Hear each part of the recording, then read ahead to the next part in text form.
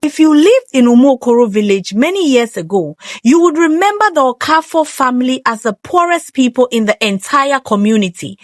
The house was an old cracked mud hut. Food was never certain. Many nights they slept without eating. But everything changed because of one old woman and a covenant nobody understood. And the day that covenant broke, the Okafor family began to pay the price. Mama Ekene Okafor, the grandmother of the family, had watched her children suffer year after year because poverty sat in their compound like an unwanted visitor that refused to leave. She was tired, her body was weak, and she felt death very close. One quiet evening as the sun faded behind the palm trees, Mama Ekene whispered to herself, "I will not close my eyes in poverty." With the last strength in her bones, she wrapped her faded wrapper around her waist and began the slow walk into Ophia Forest, the home of the most feared spiritualists in the entire region. And when she arrived, the spiritualist looked at her with eyes older than time and gave her only one instruction: choose an animal. Your wealth will live as long as that animal lives. Mama Ekene's heart beat slowly as she sat on a wooden stool and thought deeply. A goat? No, goats die easily. A dog? No, dogs wander and get lost. A ram? Too stubborn. A chicken? That one will not even last a season. She closed her eyes, breathed in, and whispered, "Tortoise." A tortoise can outlive its owner. That night, she took the tortoise home, built a small clay house for it behind the compound, fed it with special herbs, and cared for it like a newborn child. Soon, the tortoise reproduced, and as they multiplied, the Okafor family rose like morning sun. Money began to flow, land came, business doors opened on their own, and favor followed them everywhere. The children who once begged for Gary lived like princes, but nobody, not Chibuzo, not Amarachi, not Ada, knew the truth.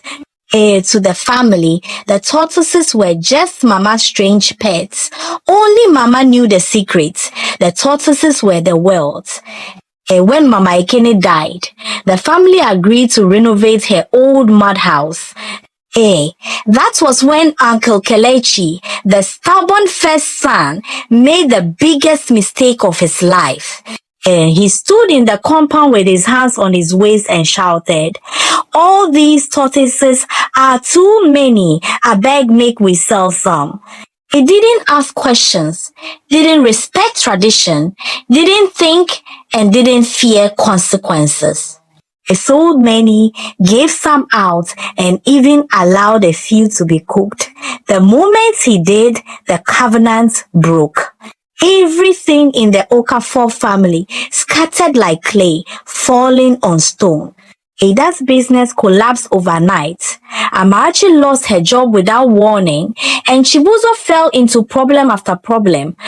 Sickness entered the house, fights erupted daily, and money disappeared like smoke. The once united family scattered in all directions.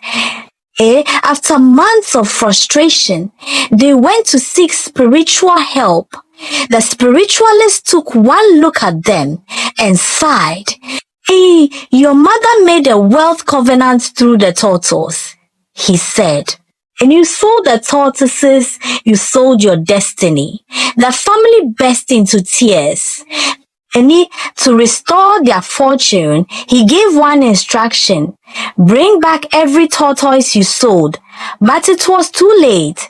The buyers refused to return them because the tortoises had already brought prosperity to their homes. And out of mercy, Mama Ekene's spirit intervened. She began appearing in the dreams of the people holding the tortoises. In those dreams, the tortoises chased them slowly but relentlessly while Mama Ekene stood behind them, pointing silently without blinking. The dream returned every night. People woke up sweating and screaming, and one by one, terrified, they returned all the tortoises except one, the first tortoise, the original tortoise, the root of the covenant.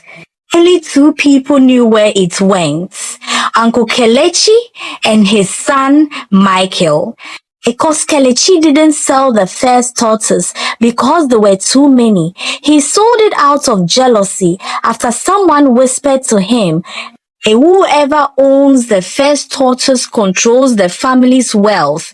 That sentence poisoned him. He sold the tortoise secretly and warned his teenage son, Michael, tell nobody. Michael obeyed. But when poverty swallowed the family and sickness refused to leave, and when Uncle Kelechi suddenly died, and Michael remained the only keeper of the terrible secret. After the burial, the family rebuilt the tortoise house behind the compound, cleaned it, painted it, and arranged the clay walls neatly. But still, nothing improved fully. The family could breathe again, but the blessing did not return completely. Something was missing. One night, Amarachi had a dream. And Mama Ekene appeared to her, wrapped in her faded wrapper, eyes glowing softly, and said, the tortoises are back. They are not cleansed. The next day, Amarachi told the family and they rushed to the spiritualist. He confirmed it. Bring your whole family at midnight, he said. At midnight, the Okafor family gathered around the tortoise house. The moon was bright, but the compound felt cold. The tortoises inside were restless.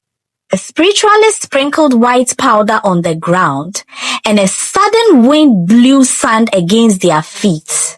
And he said, each person will touch the tortoise with something personal. Ada placed her necklace. Chibuzo placed his wrist beads. Amarachi placed her scarf, and Uncle Kelechi's wife placed her ring. And suddenly the biggest tortoise lifted its head sharply and turned toward Michael. Everyone froze. The spiritualist stepped closer and said quietly, you are hiding something. Michael's legs weakened. His heart thumped loudly. Tears filled his eyes and he broke down. He confessed everything. The family gasped. Some cried, some cursed, some were speechless. Spiritualist sighed and said, until the first tortoise returns, the covenant is incomplete. Silence covered the night as he added, and the owner of that tortoise is coming. As he finished speaking, heavy knocks hit the gate. The spiritualist walked slowly and opened it. A tall man stood there shaking and holding a small calabash. His voice cracked as he said, I am the man who bought your mother's first tortoise. The family gasped. He stepped in, trembling. For years, my family prospered, but now nightmares. The same dream every night. An old woman chasing me, saying the tortoise is not mine. His hands shook as he opened the calabash. Inside was the original tortoise, untouched, alive, glowing faintly. A big tortoise in the compound shook its shell violently as if recognizing its twin. A spiritualist knelt, placed both tortoises together, and whispered ancient words. Suddenly the wind stopped, the cold vanished, and the lamp flame burned brighter. Peace settled over the compound. The man handed over the tortoise and wiped his tears. Before walking away, he said, Mama Ekene has one message. If the Okafor family fights again, the tortoises will leave and the wealth will choose another home. Silence filled the night as the family held one another and cried from relief. A peace entered the compound again, and the tortoise house glowed softly under the moonlight, just as Mama Ekene wanted.